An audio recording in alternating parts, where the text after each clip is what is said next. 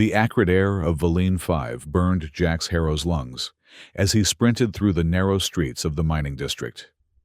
Each labored breath reminded him of Leah, of her own struggle to breathe beneath the oxygen dome that had become her prison. 3 years of saving every credit, of working double shifts in the methane mines, of selling everything they owned of value, and still, it wasn't enough. The treatment Leah needed cost more than most Valine miners made in a decade. Jax dodged a hulking waste disposal droid, its rusted frame blocking half the alleyway. The registration booth for the Orion Syndicate's One Chance contest was just ahead, its garish holoscreen flickering against the perpetual industrial haze. The booth would close in less than 10 minutes. If he missed this opportunity, Leah's treatment would expire in 3 days. The medical corporation had been explicit: no extensions, no exceptions. Registration closing in 9 minutes, announced the automated voice as Jax skidded to a halt before the booth.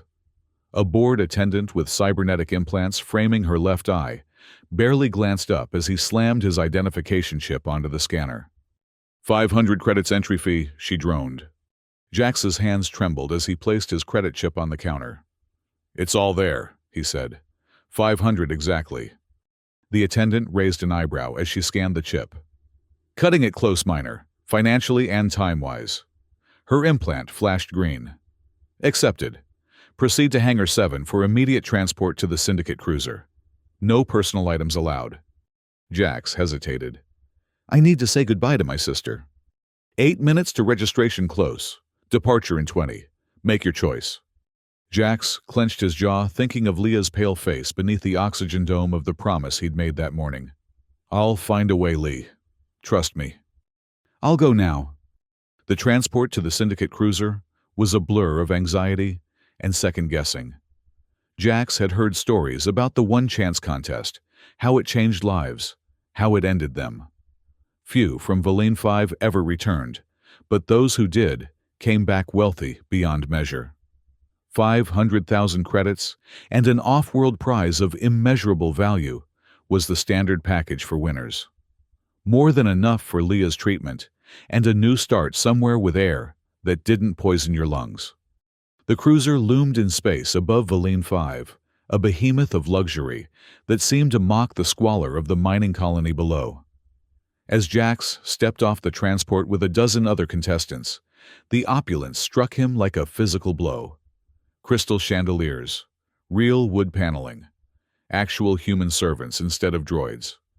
Contestants follow the illuminated path to processing, came a smooth voice over the ship's comm system. Jax glanced at his fellow competitors. Most looked as desperate as he felt miners' factory workers' waste processors. A few wore the distinctive markings of professional gladiators, their bodies enhanced with visible tech implants and genetic modifications. Processing involved a full medical scan, a neural profile, and the attachment of a monitoring bracelet that pulsed with a faint blue light. For your safety, explained a white-coated technician, with a smile that didn't reach his eyes. The contestants were then herded into a luxurious waiting lounge, with viewport windows overlooking Valine 5's pollution-shrouded surface. A tall, slender figure entered dressed in a shimmer suit that rippled with embedded data streams. His silver hair was pulled back in an elaborate knot, and his fingers glittered with neural interface rings. Welcome, contestants. I am Rin Val, Prize Master of the Orion Syndicate's Entertainment Division. His voice carried the distinctive purr of vocal enhancements. Each of you has paid for the privilege of changing your fate. Some of you, his gaze swept the room, will not survive to collect any reward. Some will earn minor prizes. One perhaps will claim the grand prize. He gestured and holographic displays activated around the room, showing previous contests. Jax's stomach clenched as he watched contestants facing enormous rhino beasts, navigating zero-gravity obstacle courses filled with lethal traps and fighting each other in environments ranging from acid swamps to vacuum chambers. The rules are simple, continued Rinval. Complete your assigned challenges. Survive. Impress the audience. The contestant with the highest viewer rating at the conclusion of the preliminary rounds will advance to the Blood Moon Arena for the final challenge. A muscled gladiator with tech-enhanced arms raised a hand. "What's the final challenge?" Rinval's smile was cold. "That depends entirely on your prize." "Our prize?" asked a female contestant. "Indeed.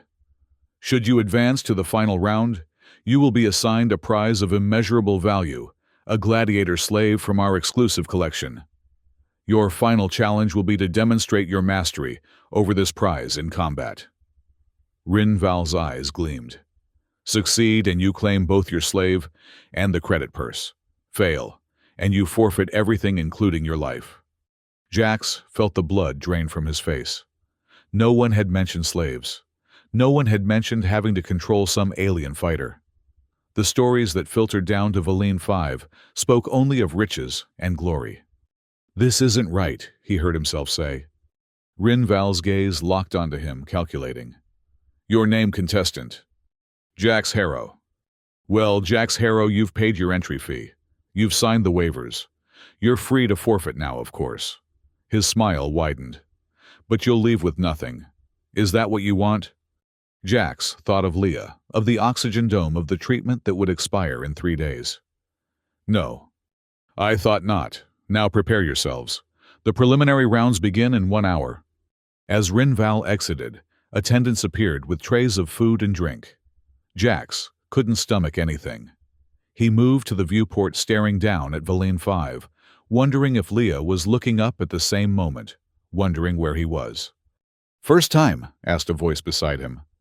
Jax turned to find a woman watching him. She was older, perhaps 50, with the hard-muscled look of someone who'd spent years in low-gravity environments. Her left arm was a sleek prosthetic from the elbow down. "Is it that obvious?" Jax asked. "You've got that what have I gotten myself into look," she offered her flesh hand. "Tess Merrick." "Jax Harrow," he shook her hand. "You've done this before." "Not as a contestant."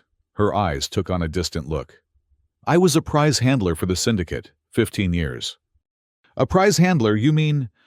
"I worked with the gladiator slaves." Tessa's voice hardened. "I know what you're thinking, and yes, I was part of a brutal system. That's why I'm here." "You're competing." "No, I'm observing.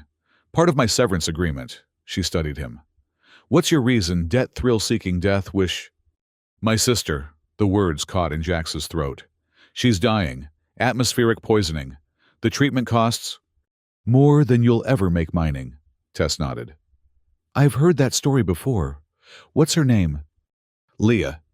"Well, Jax, if you're fighting for Leah, here's some advice from someone who knows the system. These contests aren't just about physical prowess. They're about giving the audience what they want, drama heart, a story they can connect with. Make them care about Leah, and you might survive long enough to help her." Before Jax could respond, the ship's comm system chimed. "Contestants to preparation bays. Preliminary rounds commencing in 30 minutes. Tess squeezed his shoulder. "Remember, the Syndicate rigs these games for maximum entertainment. Nothing is as straightforward as it seems." The preparation bay assigned to Jax contained a standard-issue combat suit, form-fitting armor cloth, with basic environmental protection and an information terminal. A medical tech administered a cocktail of performance enhancers to level the playing field, though Jax suspected they were also designed to heighten aggression and dull fear. The terminal displayed his first challenge, Rhino Beast Tamer. The arena for the first challenge was a circular pit with high walls.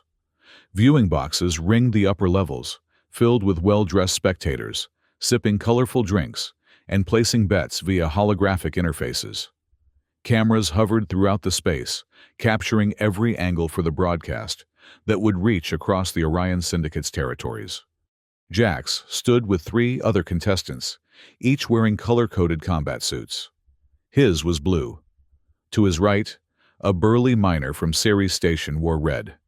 Beyond him, a lithe woman with obvious combat enhancements wore green. The 4th contestant, a tall man with the distinctive facial tattoos of the Jupiter colonies, wore yellow. Honored guests and viewers throughout the system. Rinval's amplified voice echoed through the arena. "Welcome to the first preliminary round of the One Chance contest." Cheers erupted from the viewing boxes. 4 contestants. 4 rhino beasts. One simple challenge: tame the beast without killing it. The last contestant, standing, advances. Begin. A section of the arena floor slid open, and 4 massive creatures lumbered into the light. They resembled Earth rhinoceroses, only in the most basic sense. Each had a thick, armored hide and a horn, but there, the similarities ended.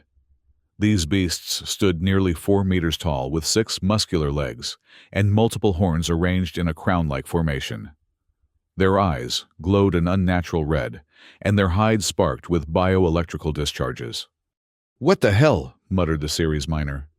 "They're gene-spliced," said the woman in green, her voice clinical. "Rhinoceros base with electrical eel and something reptilian. Aim for the primary horn, it's their central nervous cluster." The beasts pawed the ground, their massive feet leaving indentations in the arena floor. One snorted, and a small electrical discharge crackled around its nostrils.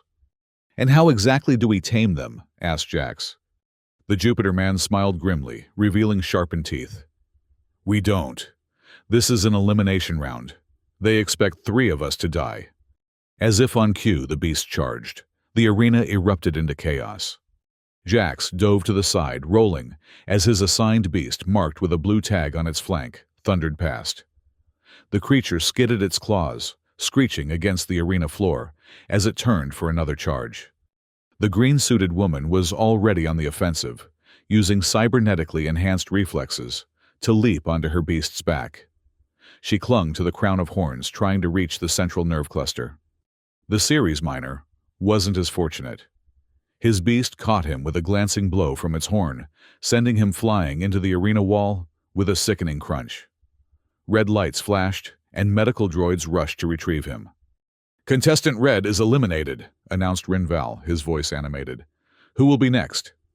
The Jupiter man had produced a small device from somewhere in his suit contraband, certainly. He threw it at his beast's feet, where it exploded in a flash of light. The creature bellowed in pain and confusion. "Contestant Yellow is disqualified for use of unauthorized equipment." Rinval's voice carried a note of pleased surprise. "Security, remove him." Armed guards entered the arena, training weapons on the tattooed man, who cursed viciously as they dragged him away. Now, only Jax and the green-suited woman remained, each facing their respective beasts. The woman had managed to climb to her beast's head and was attempting to insert something into its primary horn. The creature bucked wildly, trying to dislodge her. Jax's beast charged again. This time, instead of dodging, Jax stood his ground until the last possible moment, then dropped flat. The beast's momentum carried it over him, its underbelly just centimeters from his face.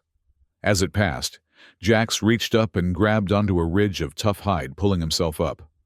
The beast roared, twisting its massive body in an attempt to dislodge him. Jax clung desperately, working his way toward the head. He had no tools, no special enhancements, just determination, and the thought of Leah waiting for him. From his new vantage point on the beast's back, Jax could see that the green-suited woman had succeeded in subduing her rhino beast. The creature stood docile, its eyes no longer glowing red. "Impressive work from Contestant Green," Rinval announced. "But can Contestant Blue complete the challenge before time expires?" Time limit? Jax hadn't been told about a time limit. His beast reared, nearly throwing him off. As it came down, Jax was jolted forward, sliding along its neck, until he found himself clinging to the base of the primary horn. The creature's hide sparked with electrical discharge, painful, but not lethal, through his suit. Jax examined the horn up close and noticed a pattern of neural receptors at its base. On impulse, he pressed his hand against them in a circular motion. The beast immediately stiffened, then gradually relaxed its movements, becoming less erratic. "Would you look at that?" Rinval's voice conveyed genuine surprise. "Contestant Blue has discovered the calming technique, and without any technological assistance." The beast, Jax's beast, now lowered its head, allowing him to slide to the ground.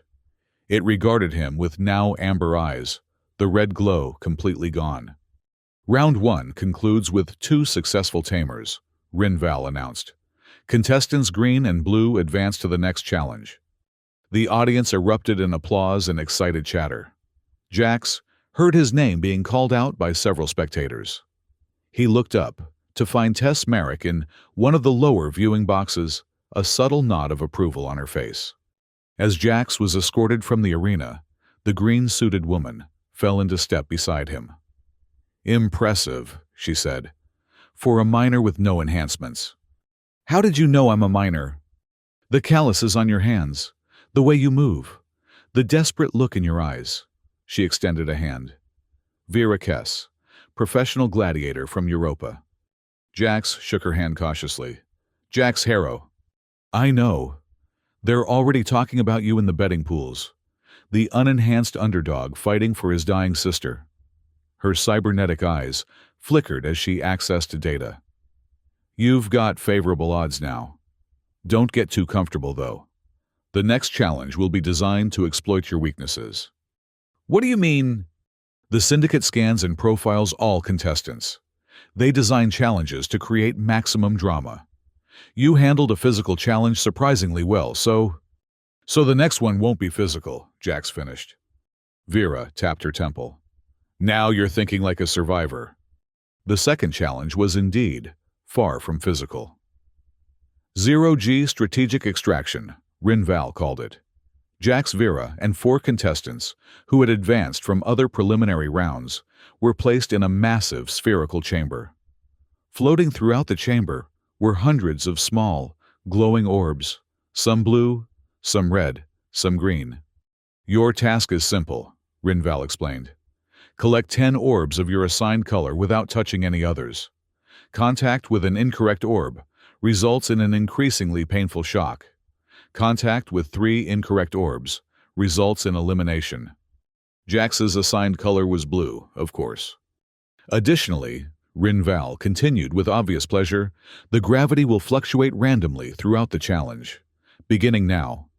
The artificial gravity disappeared. Jax, who had never experienced zero-G before, immediately began to drift upward, his stomach lurching uncomfortably. Around him, the other contestants all, but Vera, showing signs of zero-G experience, pushed off from the floor, navigating the sphere with practiced ease. Jax flailed, trying to orient himself.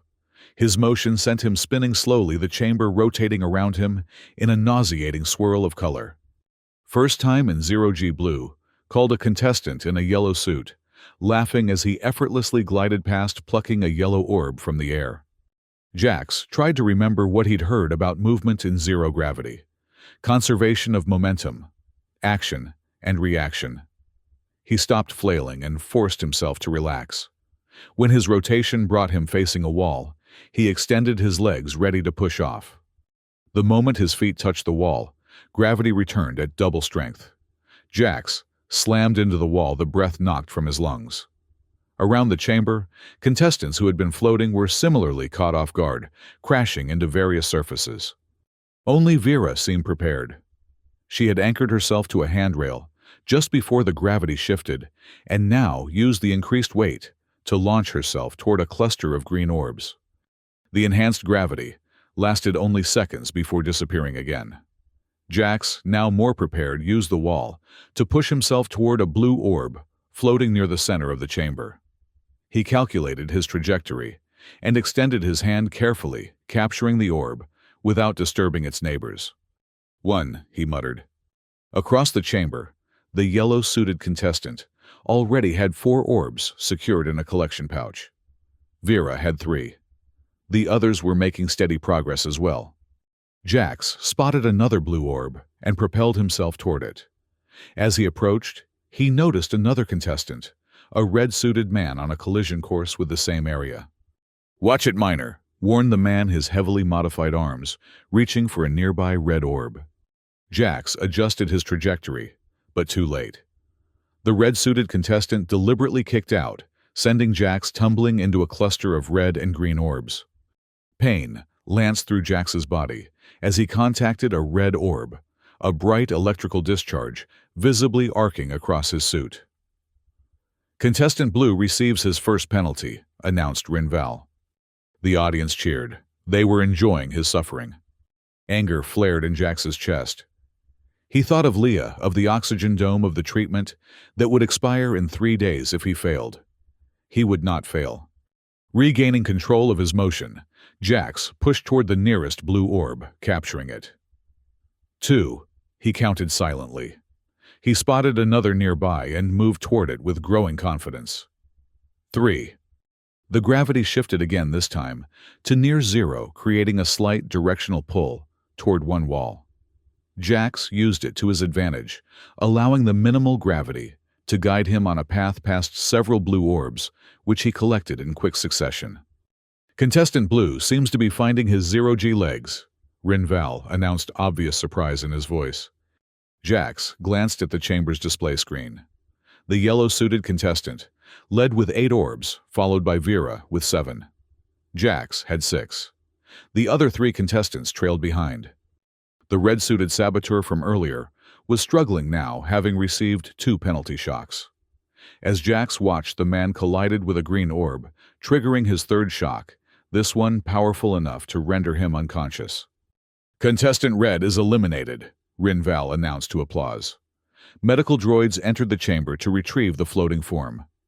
Jax returned his focus to the challenge, collecting his 7th orb. The gravity shifted again, this time inverting completely. What had been the floor was now the ceiling. Contestants who had been using the normal gravity orientation found themselves suddenly upside down. The yellow-suited contestant, caught off guard, crashed into a cluster of blue and green orbs. His body convulsed as 3 shocks hit him in rapid succession. Contestant Yellow is eliminated. The audience roared its approval at the dramatic turn. Now, Jax and Vera were tied in the lead, each with 7 orbs. The 2 remaining contestants had 5 and 6 respectively. Jax spotted a blue orb floating near one of the entry ports, where the medical droids had removed the red-suited contestant. He pushed himself in that direction, but as he approached, he noticed something strange. The orb was moving in an unnatural pattern, as if being affected by a localized gravity field. "Trap," he muttered, changing direction. The Syndicate was adding complications. Instead, he targeted a blue orb near the chamber's center, where Vera was collecting a green orb. As they passed each other, she spoke without looking at him. "Watch your back. The Kalian in the black suit has a scrambler. He's targeting you." Jax glanced at the contestant in the black suit, a tall humanoid with distinctive rigid features, marking him as a Kalian, a species known for their technological aptitude. The man was indeed watching Jax, while manipulating something concealed in his palm. "Why warn me?" Jax asked Vera. "I prefer to win fairly." She pushed away, targeting another green orb. Jax collected his 8th orb, then his 9th. Only 1 more to complete the challenge. The Kalian in the black suit had 7 now, and was closing the gap. Jax spotted his final blue orb, floating near the upper section of the chamber. As he calculated his approach, he noticed the orb wobble slightly, the telltale sign of a manipulated field. The Kalian was using his scrambler. Instead of approaching directly, Jax pushed off toward a different section of the wall, using it to launch himself on a curved trajectory that would bring him to the orb from an unexpected angle. The Kalian, anticipating a direct approach, adjusted his scrambler too late. Jax's hand closed around the 10th blue orb, just as gravity returned to normal. He dropped to the chamber floor, landing in a crouch, the collection of blue orbs glowing in his pouch. "Contestant Blue completes the challenge," Rinval announced, followed closely by Contestant Green with her 10th orb. "Our 2 finalists have been determined." The audience erupted in applause. Jax looked up to see his face projected on the massive screens surrounding the chamber. Beside it was a live feed from Valine 5, showing Leah in her oxygen dome, her eyes wide with disbelief as she watched her brother advance to the final round. "Leah," Jax whispered, his heart clenching, at the sight of her pale face, the oxygen tubes, the medical monitors. "Touching," commented Rinval, stepping into the chamber, now that gravity was stabilized. "Our unlikely finalist, the unenhanced miner from Valine 5, fighting for his dying sister. He gestured theatrically. Will he complete the final challenge and save her life? Or will our professional gladiator from Europa prove that enhancements trump heart? The Blood Moon Arena awaits tomorrow's final confrontation. As Jax was escorted from the chamber, Vera fell into step beside him again. "Congratulations," she said, her voice neutral. "You've made it to the final round. Thanks to your warning about the Kalian." She shrugged. "Like I said, I prefer a fair fight." "Is that what tomorrow will be, a fair fight?" Vera's cybernetic eyes flickered. "Tomorrow isn't about us fighting each other, Jax. It's about mastering our prizes." A hint of something like concern crossed her face. "Have you ever handled a gladiator slave before?" Jax shook his head. "Then you'd better hope they give you an easy one." She walked ahead, leaving Jax to wonder what awaited him in the Blood Moon Arena. That evening, contestants who had been eliminated were removed from the cruiser, transported back to their points of origin, with minor consolation prizes, medical treatment for injuries, sustained small credit awards, commemorative holograms. Jax and Vera, as the finalists, were moved to luxurious private suites, where they would rest before the final challenge. Jax's suite featured viewport windows overlooking the starscape, a massive bed with real cotton sheets, and a food synthesizer programmed with delicacies from across the galaxy. He couldn't enjoy any of it. His thoughts kept returning to Leah, to the medical treatment that would expire in 2 days if he failed. A chime at the door interrupted his brooding. He opened it to find Tess Merrick standing in the corridor. "May I come in?" she asked. Jax stepped aside, allowing her to enter. "I thought you were just observing." "I am." Tess moved to the viewport, her prosthetic arm gleaming in the starlight. "But I also have 15 years of experience with what you'll face tomorrow." She turned to him. "You need to know what you're up against." "The gladiator slave," Jax said. "Not just any slave, your specific assignment." Jax frowned. "You know what they're giving me." "I still have contacts in the syndicate." Tess's expression was grim. "They're giving you Zira." "Zira? What is that?" "Not what. Who?" Tess activated a small projector in her prosthetic arm, displaying a holographic image of a creature unlike any Jax had seen. It appeared to be a hybrid part, avian part serpentine. Its upper body was humanoid, but covered in iridescent scales that resembled feathers. Its lower body was serpentine, coiling in on itself. Yellow eyes glowed from a face that was neither human nor animal, framed by a crest of what might have been feathers or fins. "This is Zyra," Tess explained. "A hybrid created from genetic material taken from a conquered system in the Cygnus sector. Extremely rare, extremely valuable, and according to the Syndicate files, completely untrainable." "Untrainable?" Jax's stomach dropped. "Then how am I supposed to—" "Exactly." Tess deactivated the projection. "The Syndicate doesn't want you to succeed, Jax. You're the unenhanced underdog who's captured the audience's attention.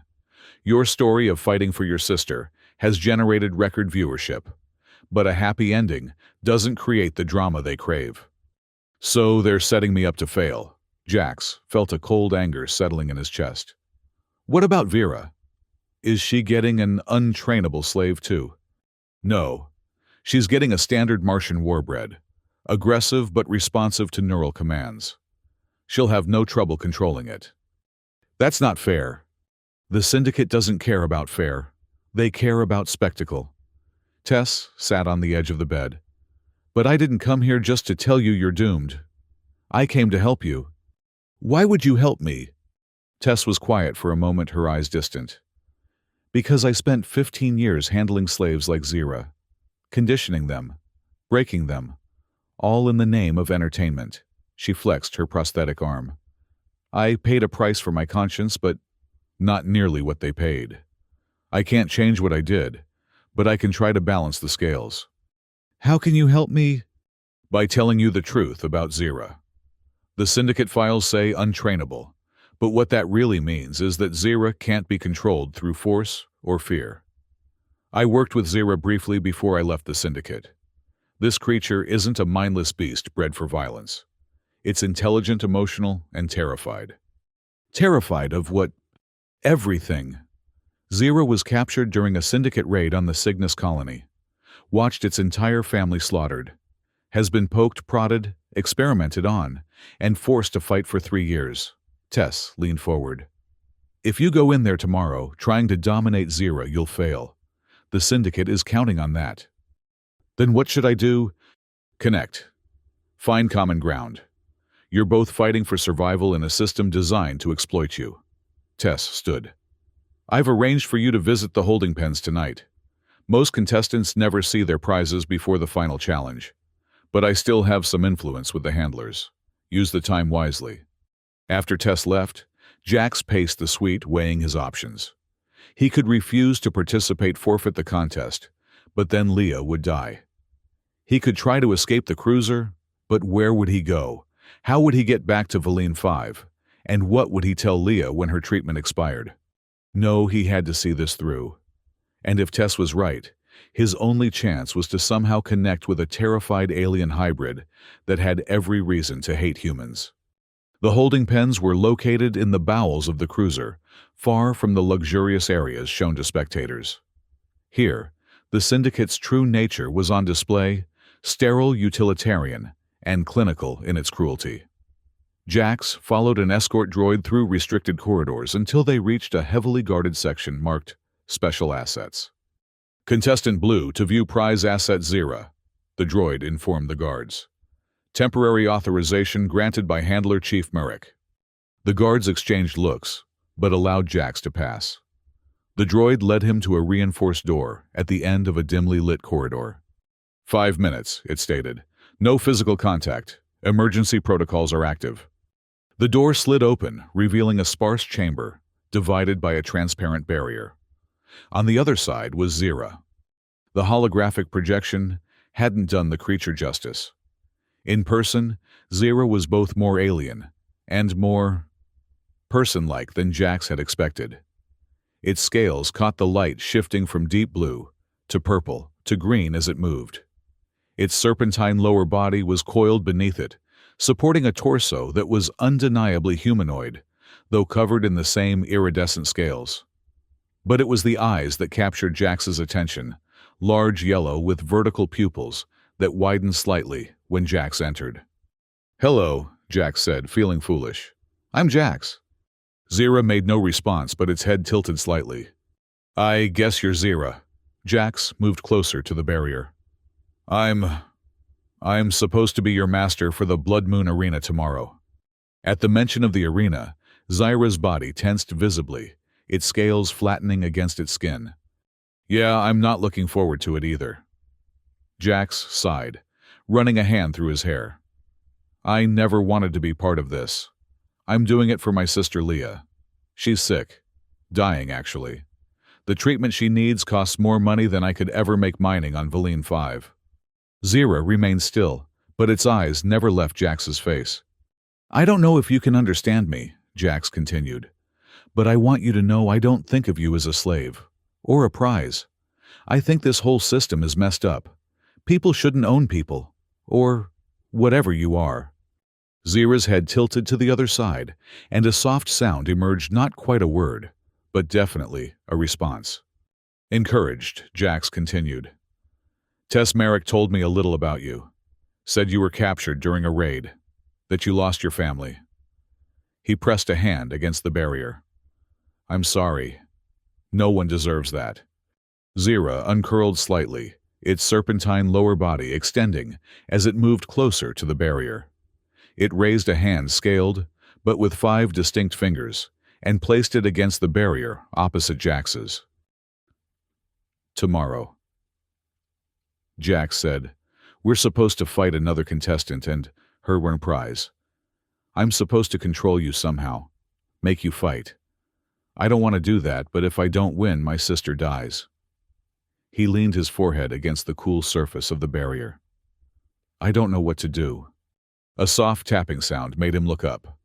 Zira was touching its clawed fingers against the barrier in a distinct pattern. 3 taps. Pause. 2 taps. Pause. 3 taps. "Are you trying to tell me something?" Jax asked. Zira repeated the pattern. Before Jax could decipher it, the escort droid's voice came through the comm system. Time expired. Exit immediately. I have to go, Jax told Zira. But I'll see you tomorrow. And I'll try to find a way to help us both. As he turned to leave, Zira made a clear musical note that somehow carried both sadness and hope. It stayed with Jax as he was escorted back to his suite, as he tried and failed to sleep as the hours counted down to the Blood Moon Arena. The next morning, Jax was provided with enhanced combat armor, lightweight, but reinforced with energy-dispersive panels that would protect against most conventional weapons. An attendant explained that he would be allowed to select from a range of non-lethal weapons designed for controlling his prize asset. I don't want weapons, Jax said. The attendant blinked in surprise. Contestant Blue, the Blood Moon Arena is a combat zone. You will need to defend yourself and control your prize. If Zira wants to fight with me, weapons won't help. If Zira wants to fight for me, I won't need them. The Syndicate regulations require— The regulations can go to hell, Jax interrupted. Tell Rinval I've made my choice. The attendant's expression suggested this would not go well, but he nodded and left to relay the message.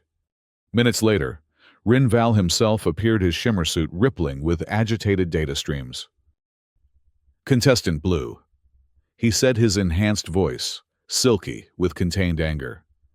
You seem to misunderstand the nature of the final challenge. I understand perfectly, Jax replied. You've given me an untrainable prize to ensure I fail spectacularly for your audience's entertainment. Rinval's eyes narrowed. The Syndicate provides equal opportunity to all contestants. Prize selection is based on compatibility algorithms. Convenient that the algorithms gave the professional gladiator a standard warbred, and me a terrified, traumatized hybrid. Your suspicions are noted, but irrelevant. Rinval's smile was cold. You will enter the Blood Moon Arena in 30 minutes. You will attempt to control your prize and defeat contestant Green and her prize. You may do so with or without weapons, the choice is yours. But be warned, your prize will be equipped with a neural compliance collar. If you fail to demonstrate control, the collar will activate, causing Zira considerable pain, and likely triggering a berserk response that will endanger everyone in the arena, including you. Jax felt sick. That's torture. That's incentive.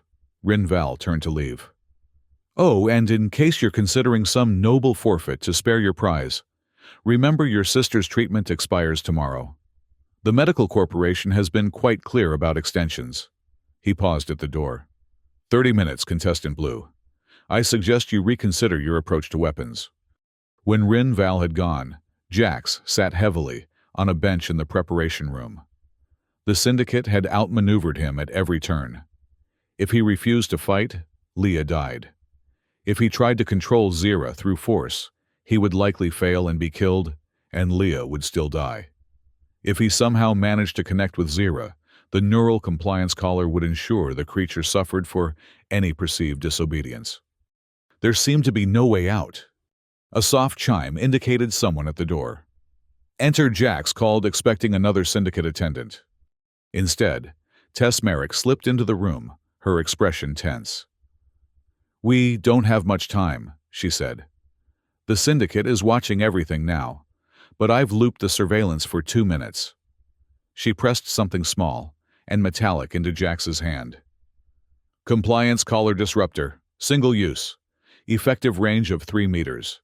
It will deactivate Zira's collar for approximately 30 seconds. Jax stared at the device. Why are you risking this? Because I've been compiling evidence against the Syndicate for 2 years. Tess's voice was fierce. Evidence that Zira and others like it aren't slaves bred for the arena, but political prisoners from conquered systems. If you can create a public scene, get the audience to see Zira as a sentient being, rather than a battle monster, it could be the leverage I need. And if I fail, then at least you tried to do the right thing. Tess checked a display on her prosthetic arm. Surveillance resumes in 30 seconds. Remember the tapping pattern Zira showed you. 323. It's a recognition code used by resistance fighters in the Cygnus sector. Roughly translated, I see you as an equal. Tess moved to the door.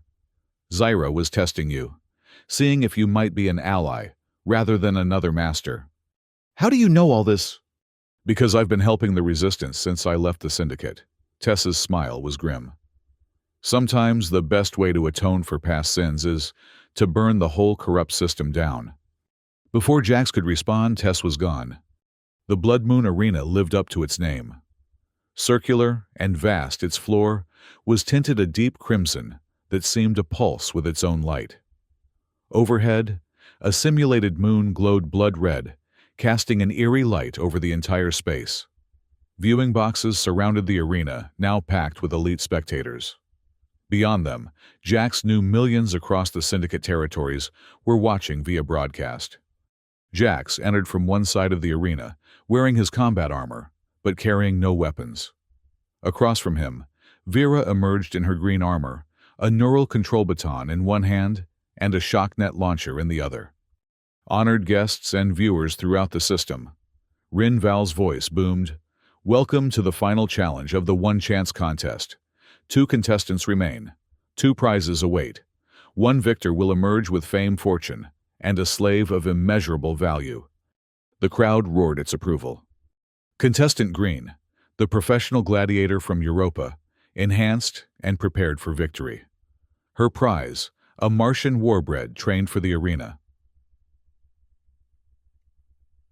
A section of the floor slid open, and a platform rose bearing a massive humanoid figure. It resembled a human in general form, but stood nearly 3 meters tall, its red skin covered in bony plates, its oversized hands ending in lethal claws. Around its thick neck was a metal collar studded with control nodes. Contestant Blue, the unenhanced miner from Voline 5 fighting for his dying sister. His prize the rare and exotic Zira, a hybrid from the conquered Cygnus sector. Another section of the floor opened, and Zira rose into the arena. Its scaled body gleamed under the red light, and its yellow eyes darted around the space before settling on Jax. Around its neck was a collar, similar to the one on the Martian warbred, but more elaborate with additional control nodes. Contestants, Rinval continued. The challenge is simple. Demonstrate control over your prize in combat. Defeat your opponent through submission or incapacitation. Lethal force is permitted, but not required. Jax looked at Zira, seeing the fear and tension in its posture. He raised his hand palm outward and tapped 3 times against his chest. Paused. 2 taps. Paused. 3 taps. Zira's eyes widened and it mimicked the gesture. "Begin," Rinval announced. Vera wasted no time. She activated her neural control baton, and the Martian warbred immediately charged toward Jax, moving with surprising speed for its size. At the same time, Vera circled to flank Zira, her shocknet launcher raised. Jax dodged the warbred's initial charge, rolling to the side. "Zyra," he called. "I need your help." Zira hesitated, its body tense. The compliance collar around its neck glowed ominously. "Contestant Blue appears to be struggling with basic control," Rinval commented gleefully. "Let's see if a small reminder helps."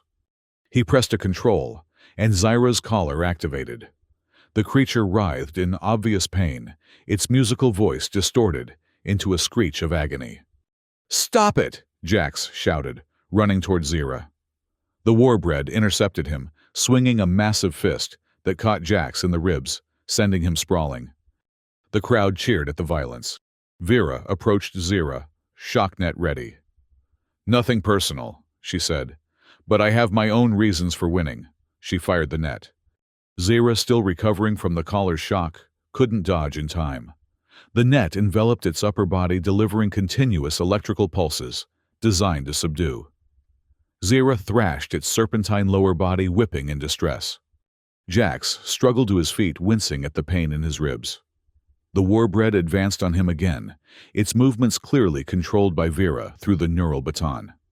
"Contestant Green demonstrates perfect mastery of her prize," Rinval announced, while Contestant Blue seems unable to establish even basic communication with his. Jax knew he had one chance. He feinted to the right, then dove to the left, rolling under the warbread's reaching arms.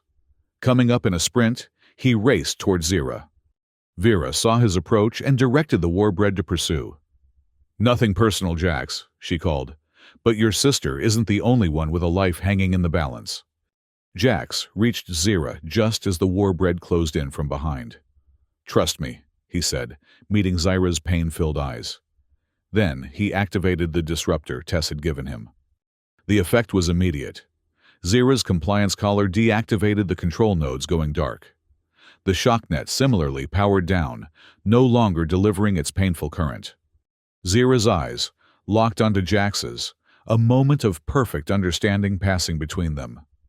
Then it moved with blinding speed, its serpentine body uncoiling like a spring. It knocked Jax aside, not in aggression, but in protection, placing itself between him and the charging warbread. The two prizes collided with tremendous force. The warbread outweighed Zira significantly, but Zira had speed and flexibility. It avoided the warbread's crushing grip, its scaled body twisting around to deliver a series of lightning-fast strikes with its clawed hands. "Extraordinary," Rinval exclaimed. "The untrainable Zyra appears to be fighting on behalf of Contestant Blue." The audience murmured in surprise and excitement. The warbread roared in pain and frustration as Zira's attacks found vulnerable points between its armor plates. Vera frantically adjusted her neural baton settings, trying to compensate. "Zira," Jax called. "Don't kill it, it's not your enemy." To everyone's astonishment, Zira paused mid-strike.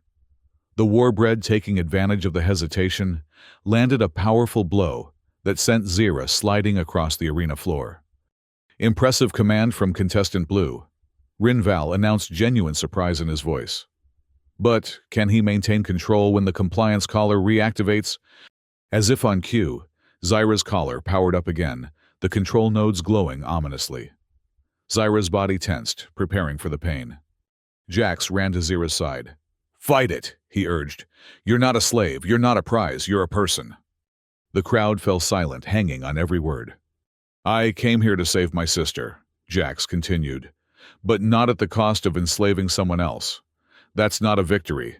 That's just perpetuating the same broken system." Zira's eyes remained fixed on Jax, even as the collar began to deliver its punishment. Its body trembled with pain, but it didn't lash out. Across the arena, Vera watched the scene unfold, her neural baton lowered slightly. The warbread stood motionless, awaiting commands. "What is this?" Rinval's voice had lost its showman's polish. "Contestant Blue, control your prize properly, or forfeit the challenge." Jax looked up at the viewing box where Rinval stood. "I am controlling my prize. I'm choosing to set it free." The audience gasped. "The compliance collar," Jax continued, his voice carrying through the arena's amplification system, "is torturing a sentient being, a political prisoner, not a slave bred for combat." "Nonsense," Rinval sputtered. "Security, remove Contestant Blue for interference with Syndicate property." "Before you do," called a new voice, "you might want to consider the evidence being broadcast across all Syndicate territories right now." Tess Merrick stood in one of the lower viewing boxes, her prosthetic arm raised to display a holographic projection. Documentation of Syndicate raids on the Cygnus colonies, capture of political prisoners, illegal genetic experimentation, all accessible now on public channels. Screens throughout the arena flickered, showing scenes that validated her claims. Syndicate forces rounding up Cygnus inhabitants, loading them onto transports, records of processing that was clearly torture. "This is outrageous," Rinval shouted. "Security!" "Security might be busy," Tess replied calmly, "given that similar evidence about various Syndicate operations has just been delivered to regulatory authorities across 3 systems." The arena erupted in chaos, spectators shouting, security personnel rushing in conflicting directions, broadcast feeds cutting in and out. In the midst of the commotion, Zyra's compliance collar suddenly deactivated completely, not temporarily, as with the disruptor, but permanently. Jax looked up to see Vera holding a more powerful control device, clearly stolen from Syndicate supplies. "Like I said," Vera called over the noise, "I have my reasons. My sister was taken in the same raids." She tossed the device to Jax. "That'll work on the Warbread's collar too. Get Zira out of here. Exit port 7 has a transport prepped." "What about you?" Jax asked. Vera smiled grimly. "I'm going to create a distraction." She turned to her Martian Warbread and activated a different setting on her neural baton. The creature roared and charged toward Rinval's viewing box. Security forces converged, focusing on the immediate threat. In the confusion, Jax led Zira toward exit port 7, where they found a small transport vessel already powered up. Tess, Jax realized. She planned this all along. Inside the transport, they found a datapad with coordinates to Valine 5, a medical authorization for Leah's treatment extension, and a message. "The Syndicate's files show at least 50 more like Zira in holding facilities across this sector. The Resistance could use people like you. If you're interested, the contact information is included. Either way, consider your debt to me paid. Tess." The journey back to Valine 5 was tense but uneventful. The Syndicate, dealing with the public relations catastrophe of Tessa's leaked evidence, seemed to have bigger concerns than pursuing one escaped prize asset. The transport's automated systems handled most of the flight, leaving Jax and Zira to attempt communication. It was difficult at first. Zira could understand human speech, but could not speak in a way Jax could comprehend. Its vocal structures were simply too different. But they developed a system of gestures, tapping patterns, and simple sketches drawn on the transport's datapad. By the time they reached Valine 5, Jax had learned that Zira had been a kind of diplomatic representative among its people before the Syndicate raids, chosen for its ability to connect with other species. Its people, the Signari, were peaceful, but technologically advanced, making them targets for Syndicate exploitation. The medical facility where Leah was being treated initially balked at admitting an alien life form, but the medical authorization Tess had provided carried enough weight to overcome their objections. Jax was able to secure the extension for Leah's treatment and introduce her to Zira. Leah, pale but alert beneath her oxygen dome, regarded Zira with wide-eyed wonder rather than fear. "You're beautiful," she told the alien, her voice muffled by the oxygen apparatus. "Like nothing I've ever seen." Zira moved closer to the dome, placing a scaled hand against its surface. Leah matched the gesture from inside their palms, separated only by the transparent barrier. "Jax told me what happened," Leah said. "How you helped each other. Thank you." Zira made a musical sound similar to the one Jax had heard in the holding pen, but lighter, almost joyful. "I think that means you're welcome," Jax said, smiling. The next weeks were a time of healing and planning. Leah's treatment progressed well, her body gradually repairing the damage caused by years of Valine 5's toxic atmosphere. Zira, free from the compliance collar and the constant threat of combat, began to thrive as well, its colors growing more vibrant, its movements more fluid. Jax used some of the credits from his consolation prize, considerably less than the grand prize, but still substantial, to secure better housing for Leah in a section of the colony with filtered air. The rest he set aside in a fund for eventual relocation off-world. 1 month after their return from the Syndicate cruiser, as Leah was strong enough to take short walks outside the oxygen dome, they received a secure transmission from Tess Merrick. "The Syndicate is in chaos." She reported, her image flickering with encryption artifacts. 3 board members arrested. Rinval disappeared, probably hiding in unregulated space. Most importantly, the evidence has led to the discovery of holding facilities across the sector. Liberation operations are underway. "What about the other Signari?" Jax asked, glancing at Zira, who watched the transmission intently. 17 freed so far. Another 32 confirmed in Syndicate custody, locations identified. The Resistance is coordinating with regulatory forces for the most challenging extractions." Tessa's expression grew serious. "Which brings me to the reason for this contact. Zira's knowledge of Signari language and culture makes it invaluable to the liberation effort. And your experience with the syndicate combined with your mining background would be extremely useful for certain extraction operations. You're recruiting us, Jax realized. Offering an opportunity, Tess corrected. With compensation, of course. The Resistance has financial backing from several systems concerned about syndicate expansion. Jax looked at Leah, then at Zira. I can't leave Leah. I wouldn't expect you to, Tess smiled. The Resistance has medical facilities far superior to anything on Valine 5. Leah would receive the best care while continuing her recovery. Leah, who had been listening quietly, spoke up. I want to help. If there are others like Zira being held as slaves, how can we not try to free them? Zira made a series of musical notes and tapped a pattern on the datapad they still used for complex communication. Jax had become adept at interpreting these messages. Zyra says its people have a saying, Jax translated. Those who have known chains have a duty to break them for others. It wants to help the liberation effort.